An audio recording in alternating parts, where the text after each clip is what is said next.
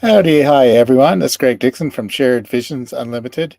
Today I'm going to talk about Joseph Campbell and the Maths of God. I added an article to my site here, allmyrelationsbook.com, which is a bit of an experiment for writing for fun. I've been encouraging people to write anything for fun and without necessarily worrying about whether there's a market for it, any of those kinds of things, just for the joy of writing. And one of the ways of doing this, there are lots of places to publish these things. And one of the things that I've been experimenting with is a WordPress website, which is allmyrelations.com, allmyrelationsbook.com. And so Joseph Campbell is somebody I came across probably in the 1980s. He was on PBS, been interviewed by Bill Moyers, and he's an American academic, spent his whole life studying literature and mythology. So the his work is very really interesting. I have an interest in this. I was a literature student and a philosophy student, and I'm also interested in history. And I've traveled pretty widely. I've been to many, quite a few countries in Asia and Europe, pretty much everywhere in the U.S. and Canada. A couple of places still on the list to go, but almost everywhere. And when I'm traveling, I go to natural parks a lot, but I also go to museums, and I'm interested in the people, how they lived, what they believed, and that's part of my interest here in Joseph Campbell. I'm just going to show you a little bit of the page um, here. Where are we at? There we go. So, yeah. So he wrote a series called The Masks of God, uh, and the whole idea about this is whatever you think God is, that sublime presence in the world appears to different people and is understood in to people in different ways. And the series that I watched was called Joseph Campbell and the Power of Myth. And he's what's interesting about Joseph Campbell is he covered history. So he would cover European history, how it's reflected in the myths and the writings, and then European history, uh, Middle East history, sort of Judeo-Christian traditions, Arab teachings, all that kind of thing, and then the Far East, uh, that includes Japan and China, Taoism, Buddhism, Shintoism, all that kind of thing. And he would go through.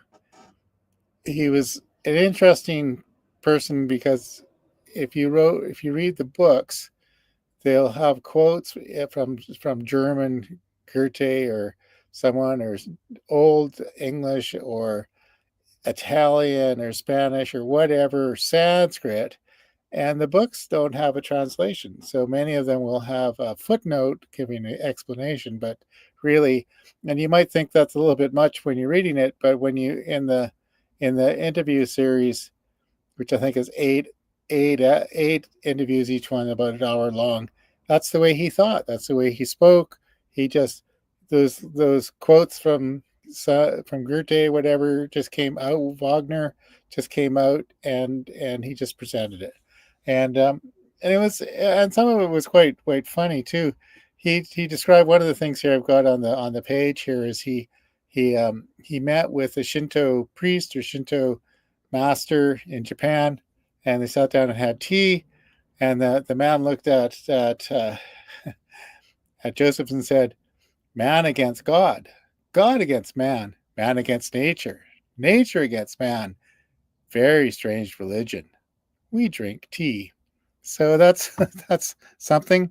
Really, all when it comes down to it, enjoy the simple pleasures of life. The rest of it's just sort of mental games. So, anyway, it's an interesting kind of thing.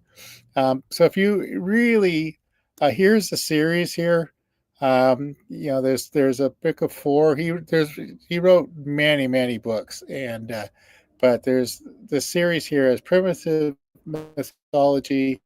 That's like sort of the First nations, indigenous peoples all around the world. What their folklore was like, their art was like, what they believe, their philosophies, all that kind of thing. And then the Oriental mythology, that's Chinese, Japanese, that kind of thing.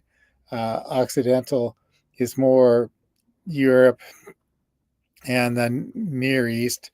And the creative mythology that came sort of, I think one of the themes is starting in the modern age, starting with probably with Shakespeare and going up through um, more like the Arthurian legends, uh, all those kinds of Knights of the Round Table, and how it became more creative, like less this the it was more individual. People can invent their lives to some degree, and yeah. So there's and I've got it on the page here.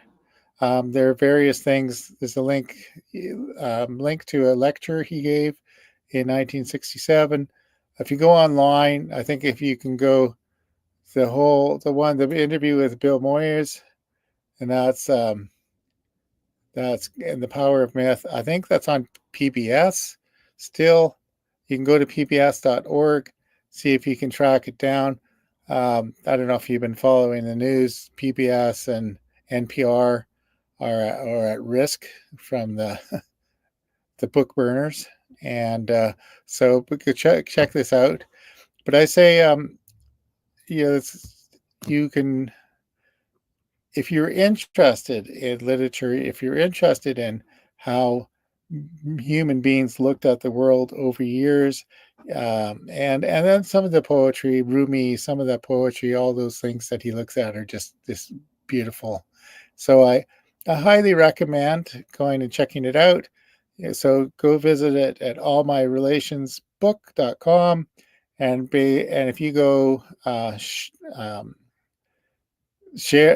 search on Google, you'll find tons and tons of resources. I think there's a some kind of foundation based on his work and his writings, and check it out. So anyway, I think that's all I'm going to say for now, and have a great day. Enjoy your tea or coffee or whatever it is. Enjoy your day. Thank you.